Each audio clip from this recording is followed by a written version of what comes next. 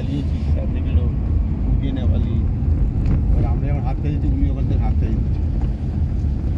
ওরও দুটো বাচ্চা আছে তো ওই জন্য আর কি। কোন আমাদের পাশে ঘরে উঠেছে? হ্যাঁ ওই যে লম্বা মতো মেয়েটা বলো না, দুটো বাচ্চা, কালো মতো একটা চশমা চোখে। আরেকজনও বেরিয়ে গেল আমাদের পাশে ঘরটা, আমরা দেখলাম ও বেরিয়ে গেল আমাদের সঙ্গে একসঙ্গে।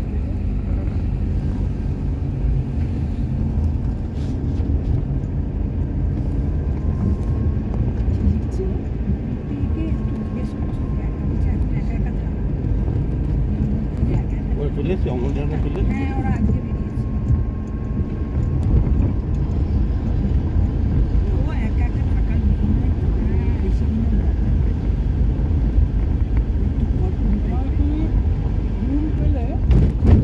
খাওয়াটা ম্যাটার করছে।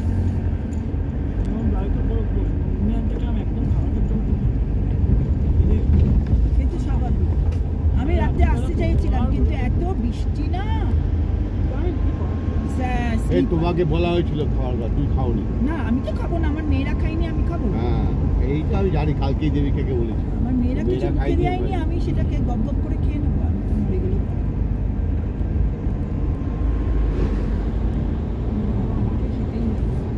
হ্যাঁ না খেতেই ওষুধ খাচ্ছিস, খাবি না? আমাকে যেতে দিল না তোদের ঘরে। কে? আমি চোখে দেখতে পাই না? কি বাবা? একটু পাই না বাবা বলো না আমাকে, ওই বলতে ছাতা নিয়ে চলো, আমি কি যেতাম না? হ্যাঁ তাহলে বাবা আমি বাবা বলো 10:30 আমি নিচে যে ফুলগুলো জলে ভরে গেছে। কে বলছে? কি বলছে? নিচে যাদের রুম আছে নিচে বলছে কালকে এত বৃষ্টি হয়েছে গেস্টের রুমে জল ঢুকে গেছে। প্রচুর বৃষ্টি হয়েছে কালকে।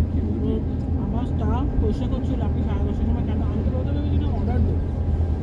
এত বড় একটা গাধা যখন দেখছে বৃষ্টি হতো একটা কিছু অর্ডার দিয়ে রাখবে রুমে। বাবা কেন? হ্যাঁ বাবার কি আছে? আর এরা তো সব ঘুমোচ্ছে। কিচেন খোলাই ছিল ম্যাডাম, আপনি এটা ফোন করতে পারেন। আর এই সমস্ত পাস্তা করতে তো বেশিক্ষণ লাগে না। আর তখন খুঁজে পাই না, তখন তো মাথা খাবে।